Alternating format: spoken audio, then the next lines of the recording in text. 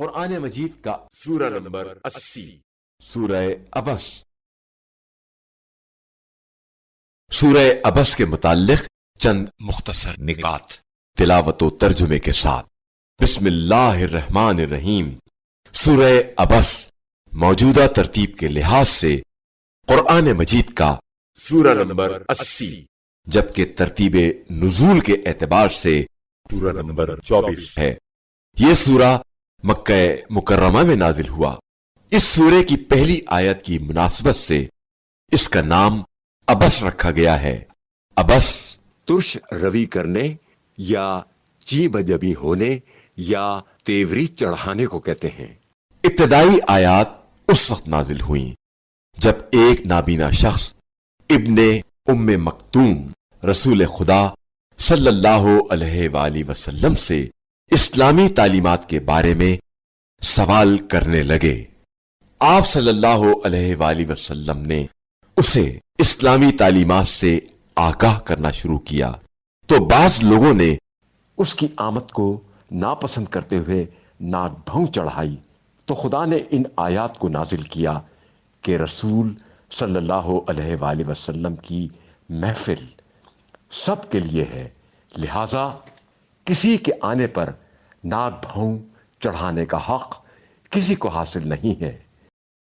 آیت نمبر 34 سے 37 تک کے مطابق قیامت کے دن کسی کو کسی کا خیال نہیں ہوگا۔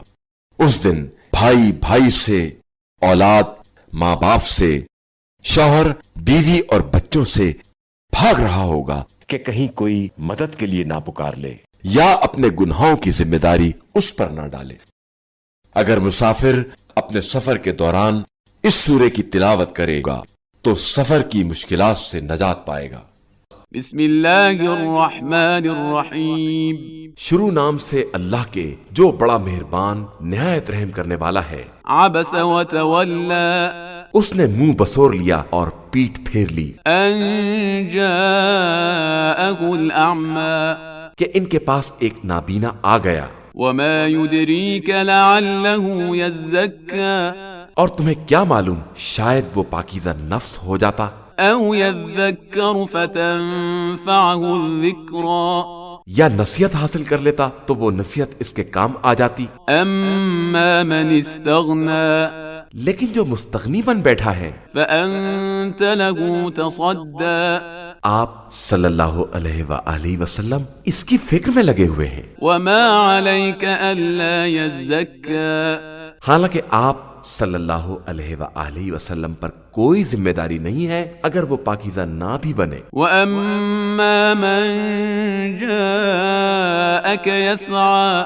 لیکن جو آپ صلی اللہ علیہ وآلہ وسلم کے پاس دوڑ کر آیا ہے وهو يخشى اور وہ خوف خدا بھی رکھتا ہے، فأنت عنه تلهى آپ صلی اللہ علیہ وآلہ وسلم اس سے بے رخی کرتے ہیں۔ كلا إنها تذكرة دیکھیے یہ قرآن ایک نصیحت ہے، فمن شاء ذكره جس کا جی چاہے قبول کر لے۔ في صحف مكرمة یہ باعزت صحیفوں میں سے ہے مرفوعة مطهرة جو بلند و بالا اور پاکیزہ ہے، بأيدي سفرة ایسے لکھنے والوں کے ہاتھوں میں ہیں كرام بررة جو محترم اور نیک کردار ہیں۔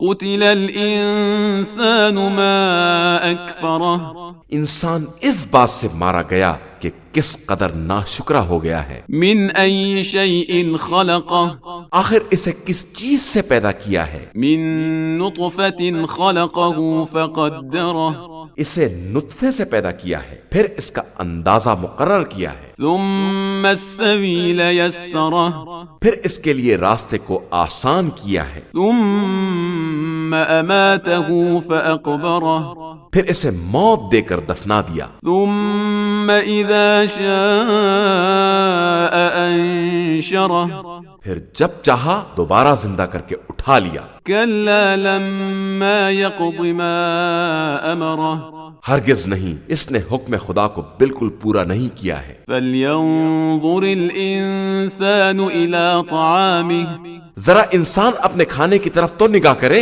أنا صببنا الماء صبا بے شک ہم نے پانی برسایا ہے، ثم شققنا الأرض شقا پھر ہم نے زمین کو شگافتہ کیا ہے، فأنبتنا فيها حبا پھر ہم نے اس میں سے دانے پیدا کیے ہیں، وعنبا وقضبا اور انگور اور ترکاریاں، وزيتونا ونخلا اور زیتون اور کھجور، وحدائق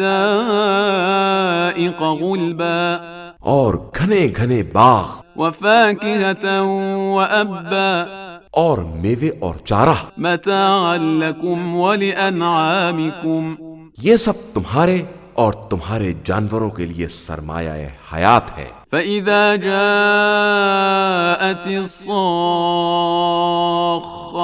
پھر جب کان کے پردے پھاڑنے والی قیامت آ جائے گی، يوم يفر المرء من أخيه جس دن انسان اپنے بھائی سے فرار کرے گا، وأمه وأبيه اور ماں باپ سے بھی، وصاحبته وبنيه اور بیوی اور اولاد سے بھی. لكل امرئ منهم يومئذ شأن يغنيه اس دن ہر آدمی کی ایک خاص فکر ہوگی جو اس کے لیے کافی ہوگی. وجوه يومئذ مسفرة اس دن کچھ چہرے روشن ہوں گے، ضاحكة مستبشرة مسکراتے ہوئے، کھلے ہوئے، ووجوه يومئذ عليها غبرة اور کچھ چہرے غبار آلود ہوں گے، ترهقها قترة ان پر ذلت چھائی ہوئی ہوگی. أولئك هم الكفرة الفجرة یہی لوگ حقیقتاً کافر اور فاجر ہوں گے.